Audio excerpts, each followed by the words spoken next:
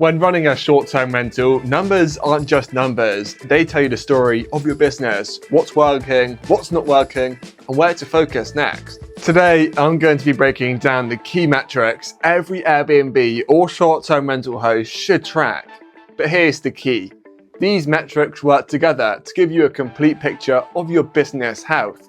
Understanding what each number means and how they influence each other really helps you spot opportunities you might otherwise miss. So let's dive straight into it.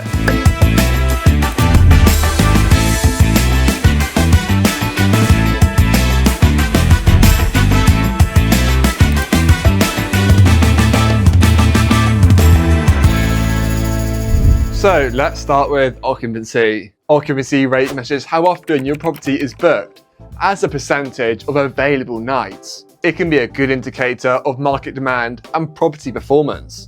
A high occupancy rate reflects effective pricing, marketing strategies, and strong guest appeal, while a low rate might signal misaligned pricing or challenges during your off-season. To calculate your occupancy rate, divide your booked nights by available nights and multiply by 100. Make sure you rack this metric regularly and adjust your rates to maximize income without turning away guests. Average daily rate, or ADR, is the average income earned per booked night. It reflects how effectively a property generates revenue relative to the demand. Increasing your ADR means charging more per stay, but it must be balanced with occupancy. To calculate your average daily rate, divide your total booking revenue by the number of booked nights. ADR helps gauge the impact of pricing strategies and can highlight opportunities to increase per night revenue. By optimizing your ADR, you can make even modest occupancy levels really profitable.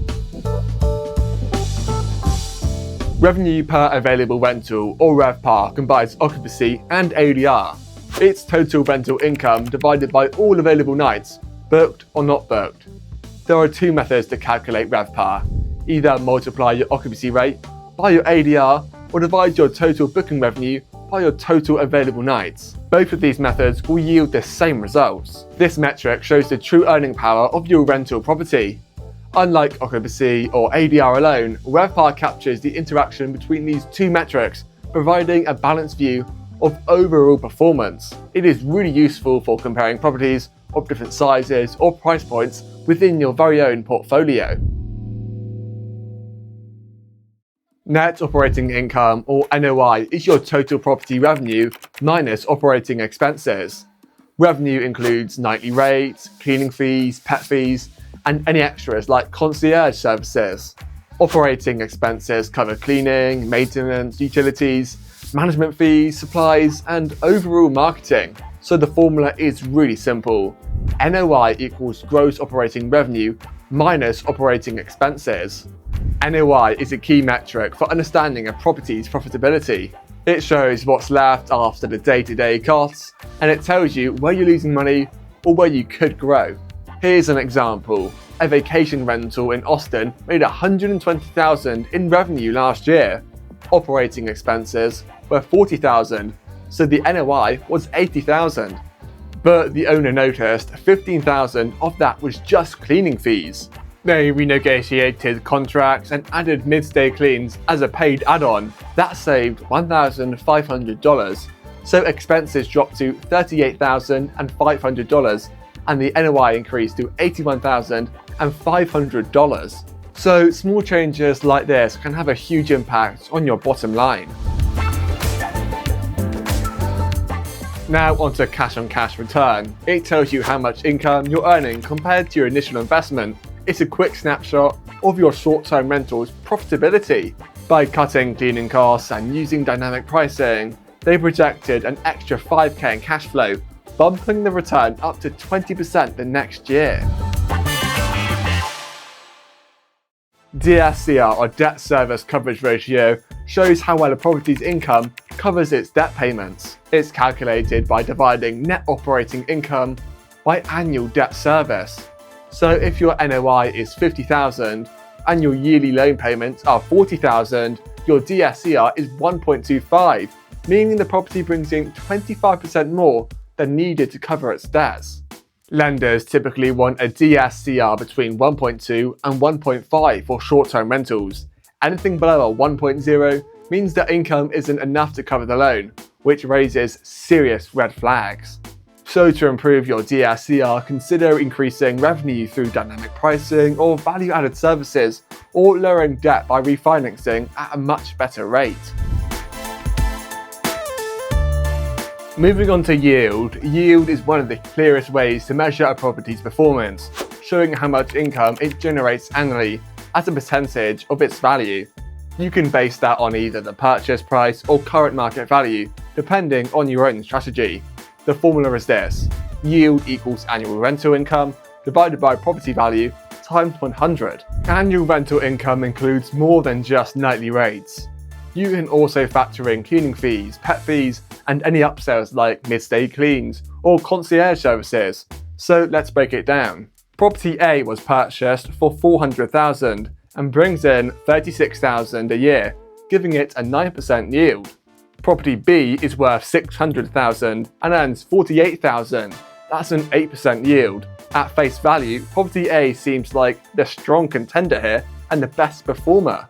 But when the investor looks much deeper, they find that Property B's revenue fluctuates due to seasonality. So to fix this, they introduce off-peak pricing strategies and start targeting digital nomads for longer midweek stays. These small adjustments push the annual income to $54,000, raising the yield to 9%, now matching Property A's. Yield helps investors compare markets, fine-tune pricing, and identify areas to improve profitability, all without needing to get buried in complex data. It's a reliable baseline for smarter, more informed property decisions.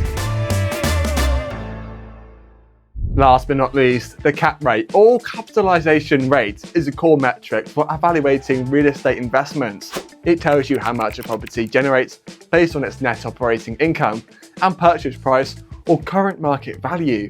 So here's the formula: cap rate equals NOI divided by property value times 100. This gives you a percentage that reflects profitability, a quick way to assess whether a property is worth considering. A higher cap rate usually means higher returns, but often comes with much more risk. Think remote areas, seasonal demand, or emerging markets.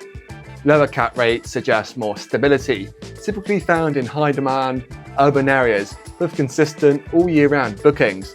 So let's break it down with two examples.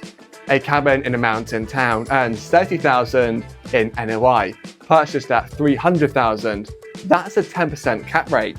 A beachfront property earns $40,000 in NOI, purchased at $600,000, giving a 6.7 cap rate.